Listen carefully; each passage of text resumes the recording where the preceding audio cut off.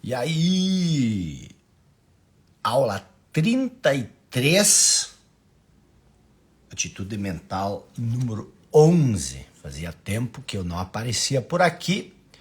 Sejam todos bem-vindos, sejam todos muito bem-vindos. Vamos começar então nossa aula 33, atitude mental número 11. A partir de hoje, nós vamos voltar com mais intensidade às nossas aulas aqui, até porque as férias estão acabando, já estamos no mês de fevereiro. Então vamos lá. Atitude mental número 11. O que são atitudes mentais? Você ainda lembra? São práticas, são hábitos mentais que a gente precisa ter, tá bom? Então vamos lá. Essa atitude mental número 11, vou tirar um pouco os comentários aqui, tá? Pra gente conversar. Ela é muito importante. E o que é essa atitude mental? É desse livro aqui, das 16 leis do sucesso. O que é uma lei? A maioria das vezes, quando a gente pensa sobre lei, a gente tem na memória as leis do judiciário, regras que você deve seguir. Mas uma lei, na área da ciência ou da filosofia, é outra coisa. Uma lei são os eventos ou a explicação dos eventos que justificam a existência de um fenômeno. Então, quando a gente fala em leis do sucesso, do que a gente na verdade está falando? A gente está falando das regularidades que existem num fenômeno. O que é uma regularidade? São os eventos que justificam um fenômeno.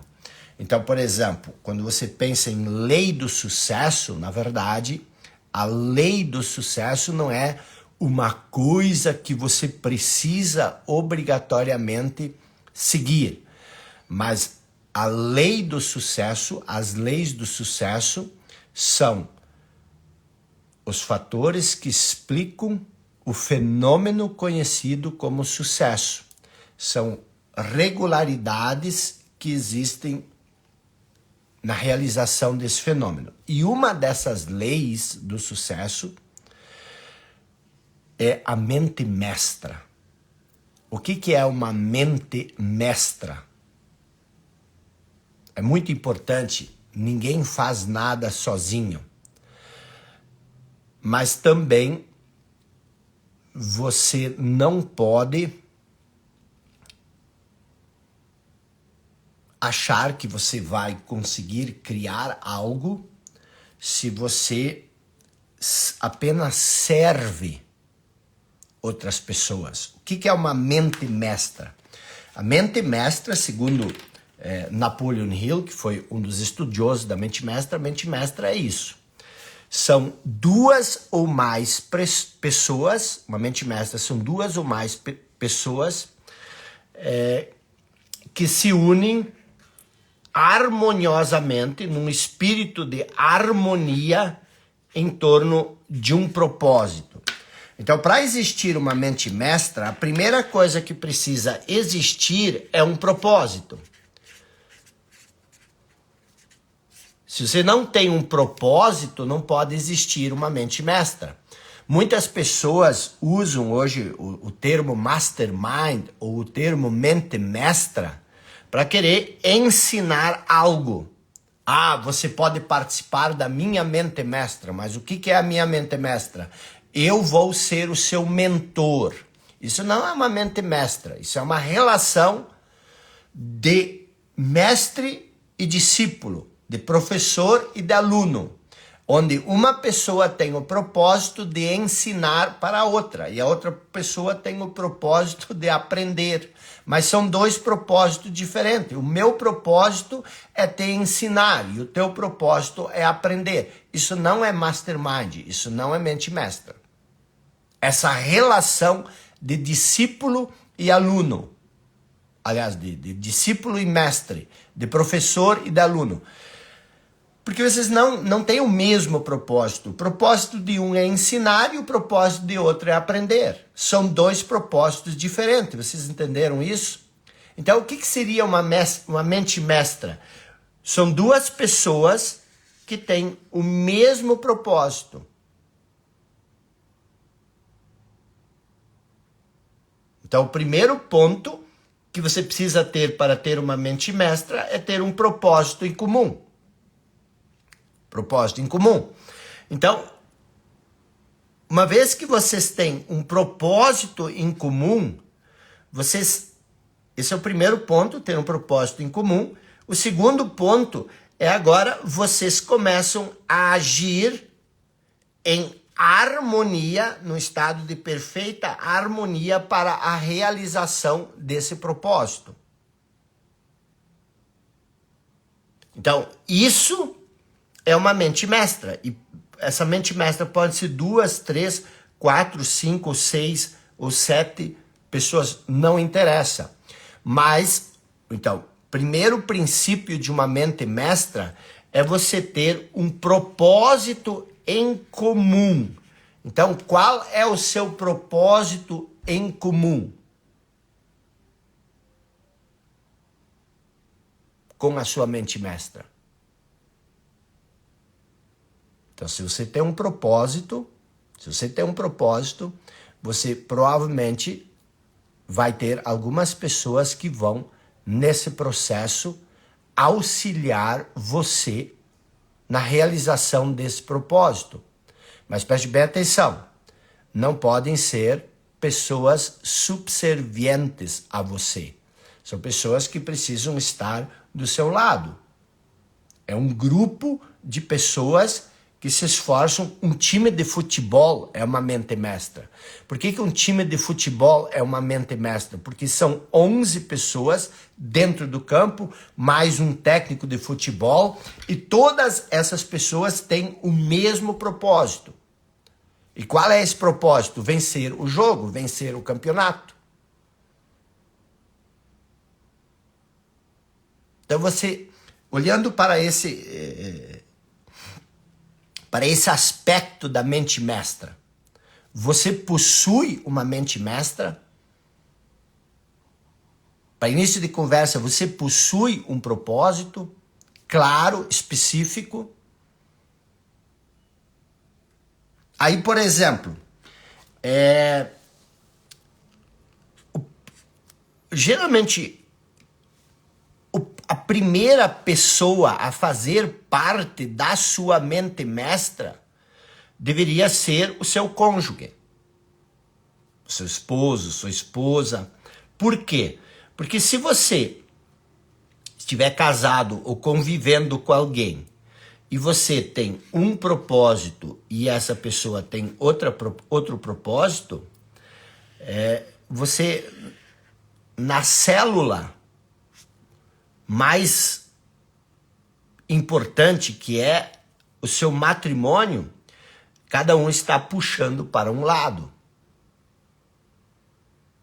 Então, é lógico que você pode ter um propósito profissional e um propósito matrimonial, mas é importante que a sua esposa e o seu esposo tenham consciência do que está acontecendo e lhe apoie nesse seu propósito, mesmo ele sendo um propósito fora do seu casamento. Aliás, um propósito que não é o seu casamento, e mesmo que a sua esposa tenha um propósito profissional diferente do seu, vocês precisam, segundo o próprio Napoleão Hill, vocês precisam entender qual é o propósito de cada um e apoiar a outra pessoa nesse propósito. Isso é muito importante. E aí vem a questão seguinte. Por que o propósito é tão importante? O propósito é tão importante por quê? E aí entra uma questão de um conceito que existe e que a gente trabalha muito, principalmente no Clube dos 5%, que é a questão que Napoleon Hill trabalha bastante nos livros dele, principalmente em Quem Pensa Enriquece, que é a questão da inteligência infinita. O que é a questão da inteligência infinita? A questão da inteligência infinita é a seguinte, que existe uma inteligência infinita e que existe a inteligência finita. Então, a inteligência finita é a inteligência que nós temos. Essa inteligência finita que nós temos, ela vem da inteligência infinita. Eu costumo chamar a inteligência infinita de consciência.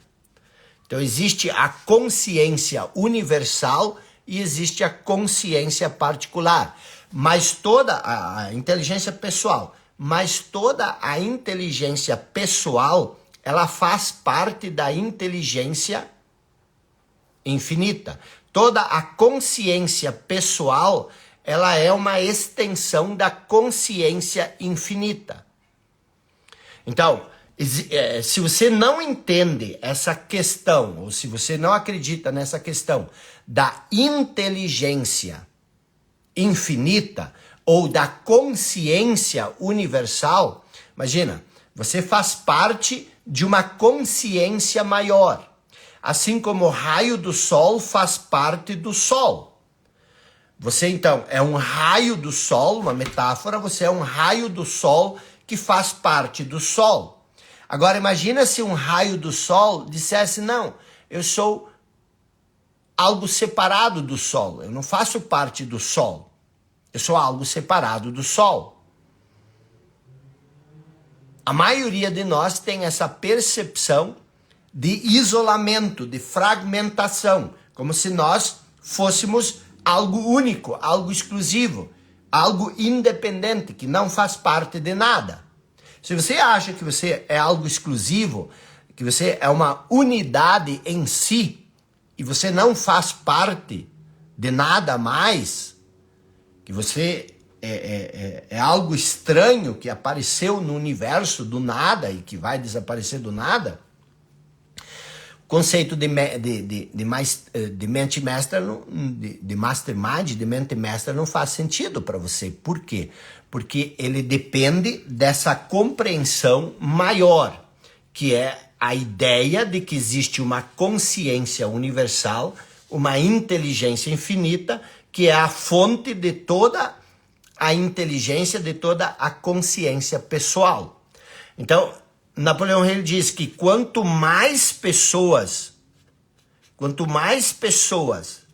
se juntarem em torno de um único propósito, mais energia elas produzem.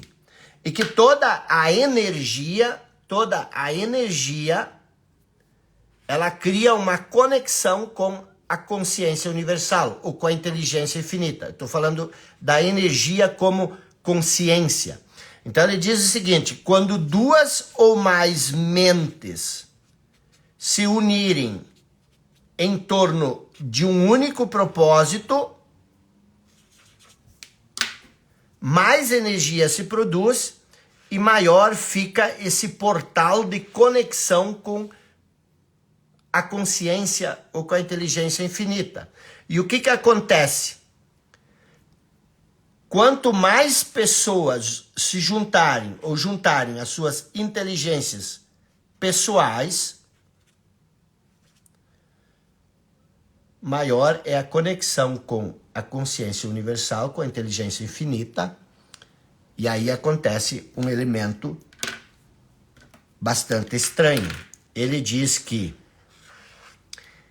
a união dessas mentes formam uma nova mente. E essa mente é muito maior do que a soma das mentes que compõem a mente mestra. Então preste bem atenção. Aqui você tem a mente 1, você tem a mente 2 e você tem a mente 3. Então, quando duas ou mais pessoas, não importa o número, se juntarem em torno de um propósito, surge um fenômeno que é uma nova mente, e essa nova mente, ela é maior do que a energia gerada por essas três mentes. E o fato estranho é que todas essas mentes terão acesso a essa mente. Vocês estão entendendo isso? Vou explicar isso melhor. Então você tem a mente 1, que é 5, a mente 2, que é 6, e a mente 3, que é 2. Mas essas três mentes, a mente 5, a mente 6, a mente 2, elas se juntam e formam uma mente mestra. E essa mente mestra, ela se torna maior do que a soma desses três. Aqui nós temos 11, 12, 13. Então, se juntasse essas três mentes, nós teríamos 13. Mas aqui, ao invés de 13, você pode ter 200. O que seria esse 200? Sei lá, conhecimento, poder, entusiasmo. E aí, existe uma outra... A coisa estranha é que agora a mente 5, ela vai ter acesso a essa mente de 200. A mente 6 também vai ter acesso à mente 200 e a mente 2 também vai ter acesso à mente 200. Então, essa nova mente que se forma, que é a união dessas três mentes, além de ser maior, cada mente individual tem acesso a essa mente, a mente maior. Esse princípio, ele não é um princípio estranho, tá? Ele é um princípio que hoje, em vez de mente mestra, nós chamamos muito de sinergia. E tem muitas pessoas, como o próprio Steve Covey, eles provam isso através da ciência. Se você juntar 2 ou 3 elementos químicos, esses elementos, eles criam uma nova substância. E essa nova substância geralmente é muito mais poderosa do que a soma dos outros elementos. Se tu juntar 2 moléculas de hidrogênio e uma molécula de oxigênio, você não tem apenas 2 moléculas de hidrogênio e uma de oxigênio. Você possui um novo elemento, que é a água. E aí, o que acontece? A maioria das pessoas nunca tem acesso a uma mente mestra porque elas não conseguem acreditar nisso. Por que elas não conseguem acreditar nisso? Porque toda a sua investida, ela está no quê? Ela está na mente pessoal, entendeu? Então você só acredita na sua mente, no seu conhecimento. Você não acredita nada que não caiba dentro da sua mente, dentro do seu pensamento. Isso é muito importante, o que eu vou falar agora, até porque eu vim de uma experiência muito interessante.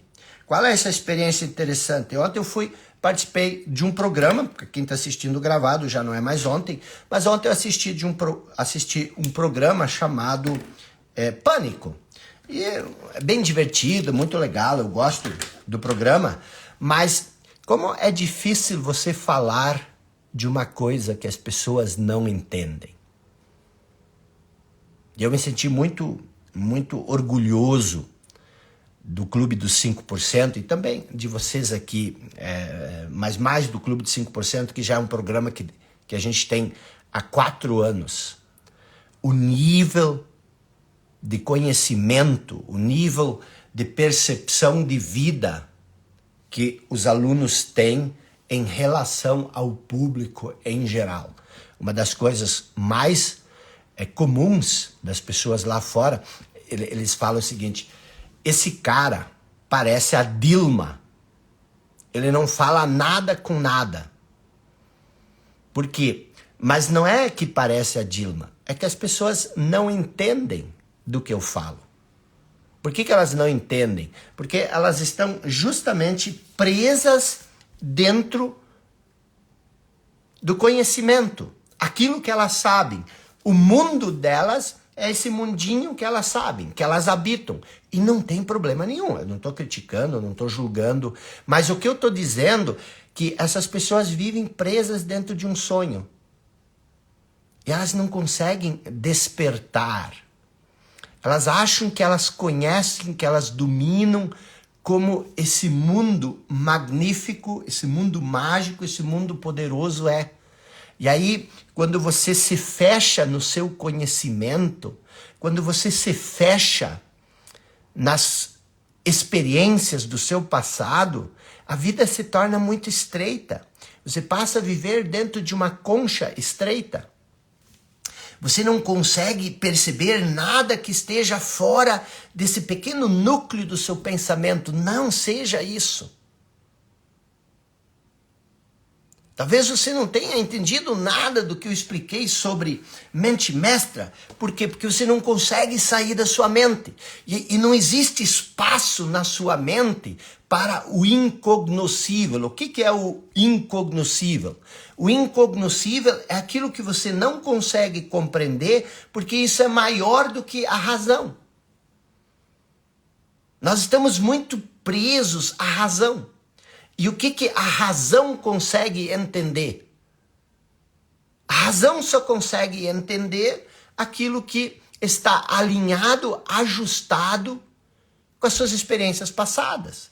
Você viveu um conjunto de experiências passadas, e esse conjunto de experiências passadas, que é o seu condicionamento, ele se torna um pequeno núcleo, um pequeno mundo, literalmente um pequeno mundo, e você vive fechado dentro desse pequeno mundo chamado o passado, o seu condicionamento passado.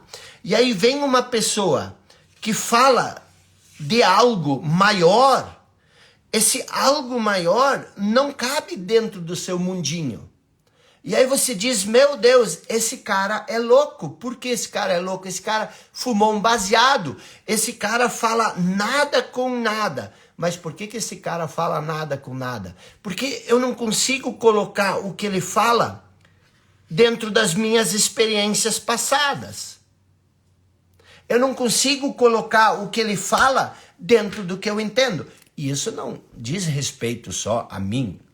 Eu não sou mais especial do que ninguém. Essas pessoas, elas se acham especiais. Por quê? Porque elas estão tão identificadas com o que elas entendem, que elas acham: meu Deus, todo mundo que não fala o que eu sei, o que eu entendo, que é o meu mundinho, é louco. E aí elas começam a criticar, começam a falar coisas. E o que eu estou dizendo? Eu estou dizendo: não viva dentro desse mundinho. Se expanda, se abra, se abra. Abra mão dos seus preconceitos. Abra mão das suas limitações. Porque o que são as nossas limitações? As minhas também, eu também tenho limitações. Mas a nossa limitação é a identificação com uma perspectiva fechada. E o que é uma perspectiva fechada? A perspectiva fechada é nada mais e nada menos do que o nosso conhecimento. Quando você se identifica com o que você conhece, não há mais espaço para nada mais. E a magia da vida, o encanto da vida, o fascínio da vida, não está naquilo que nós sabemos, mas está naquilo que nós não conhecemos, está na descoberta, está na renúncia do velho e na abertura para o novo. O que pode ter de mágico, de fascinante no velho? Isso tu já domina. O velho, você já domina. Você já conhece. Você já está cansado disso. Então mergulhe em algo novo. Mas como é que você quer mergulhar em algo novo se você está preso no velho? Não há como fazer isso. Então a mente mestra, ela requer essa abertura para o mágico, para o incognoscível. E aí existe mais uma coisa importante que você precisa aprender, que é o seguinte: você não precisa entender o mágico para viver a magia. Não procure entender tudo. Se entregue àquilo que é maior do que você. E aí a gente entrou um pouco numa discussão, porque existe um ponto, é importante explicar isso.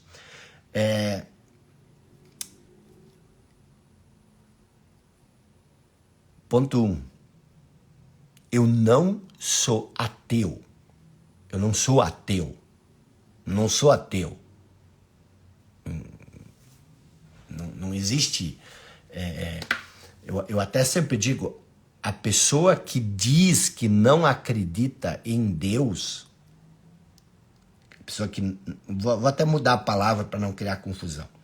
A pessoa que diz que Deus não existe, ela já parte do princípio de que Deus existe. Por quê? Porque para você negar a existência de algo, primeiro você precisa cogitar a possibilidade de que isso exista. Senão não faria nem sentido você não acreditar. Então, se você não acredita, se você não é a questão de acreditar, é ali que eu quero chegar. Mas se você acha que não existe Deus, você já parte para negar a existência de Deus, você já parte da possibilidade da existência de Deus. Então, eu não sou ateu. E eu estudei muito, porque eu fui seminarista, eu estudei muito a Bíblia, estudei muito religião, estudei muito filosofia, estudei muita teologia. E existe um cara chamado Tomás de Aquino, que na verdade é um santo canonizado pela Igreja Católica. E Tomás de Aquino é um dos maiores santos da Igreja e também um dos maiores teólogos que já existiram. E Tomás de Aquino, na Suma Teológica, que são 5 volumes que juntos formam uma biblioteca inteira, ele afirma que nós não podemos conhecer a Deus, que Deus não pode ser um objeto de conhecimento. Por quê? Porque Deus é maior do que a nossa própria razão. Então, tudo começou quando um dia alguém me perguntou: você acredita em Deus? E eu disse: não. Por quê? Porque acreditar em Deus é uma prepotência, é uma arrogância. Eu posso acreditar ou não em você. Eu posso acreditar ou não nesse livro, mas acreditar em Deus, isso me coloca acima de Deus, porque, cara, eu posso acreditar ou não. E aí vem uma outra questão. Se você tem certeza de Deus, você não precisa acreditar em Deus. Se você está certo da existência, não precisa acreditar. E aí, mas o ponto principal da minha argumentação é o seguinte: quando você acredita em Deus, você acredita verdadeiramente no quê? E esse é um desafio que eu faço para você. Se você acredita em Deus, você acredita verdadeiramente no quê? Não, isso não é um problema meu, isso é um problema seu. Eu estou te perguntando, é você que tem que lidar com isso. Uma pessoa que acredita em Deus, onde é que está esse Deus no que ela acredita? Esse Deus está na mente dela, é um conceito. é uma ideia. E o que eu digo é o seguinte: cuidado quando você acredita num conceito ou numa ideia, talvez você esteja confundindo o conceito, a ideia, com a realidade viva, para onde esse conceito e essa ideia apontam. E se você confunde um conceito e uma ideia com a realidade viva, você se fecha para essa realidade viva. Você se fecha, o conceito de Deus, ele se torna um conceito fechado. E esse conceito fechado impede que você realmente viva a experiência. E eu sei disso porque quando eu renunciei ao conceito, quando eu renunciei à ideia, isso abriu espaço para aceitar uma realidade que no início foi muito inconveniente. Uma realidade que foi muito inconveniente. E aí você tem que tomar cuidado também com essa questão, porque as pessoas que crucificaram Jesus não eram ateus. As pessoas que torturaram, flagelaram Jesus não eram ateus. Eram pessoas que acreditavam em Deus e que achavam que Jesus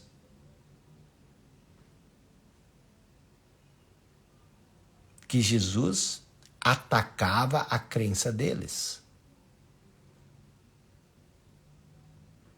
Está entendendo isso?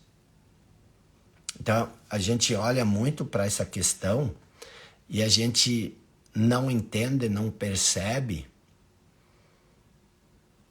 que se Jesus, por exemplo, viesse hoje e pregasse o que ele pregava, provavelmente eu e você seríamos as pessoas que estariam lá gritando: crucifica-o, crucifica-o. Por quê? Porque o que ele fala ataca o nosso conjunto de crenças. O que ele fala fere a nossa crença. Foi isso que aconteceu. Isso também aconteceu com Sócrates, que também foi condenado à morte, que teve que tomar veneno. Por que eu estou falando disso? Estou falando disso não só por causa disso. Eu estou falando disso porque para você entender o princípio da mente mestra, você precisa entender que você faz parte de um todo maior. Você faz parte, você não é um fragmento isolado, você faz parte do universo. E existe uma inteligência maior, uma inteligência universal, uma consciência universal, uma inteligência infinita, a qual você pode ter acesso. E a maneira de ter acesso a essa inteligência é você criar uma mente mestra em torno de um propósito. E aí vem a ideia do propósito, que nós vamos explicar numa outra aula. Mas é importante a gente ir cada vez mais se abrindo para o novo, tornar a nossa vida mais exposta, mais sujeita a essas coisas maiores.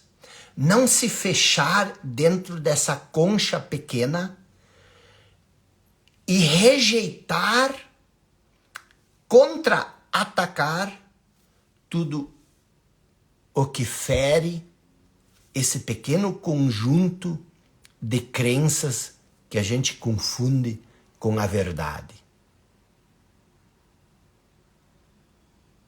Mas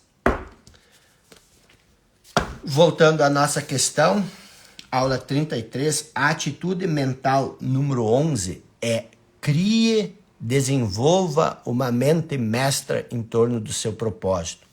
E aí, se você quer entender mais a fundo o que é a mente mestra, sugiro que você leia, tá, o capítulo 2 do livro As 16 Leis do Sucesso. Aliás, eu recomendo muito, se você puder fazer esse investimento, que você estude esse livro, As 16 Leis do Sucesso, tá bom? Tamo junto, um bom final de semana. Vamos voltar aqui com mais frequência a partir de hoje. Tá dado a largada 2024. Tamo junto.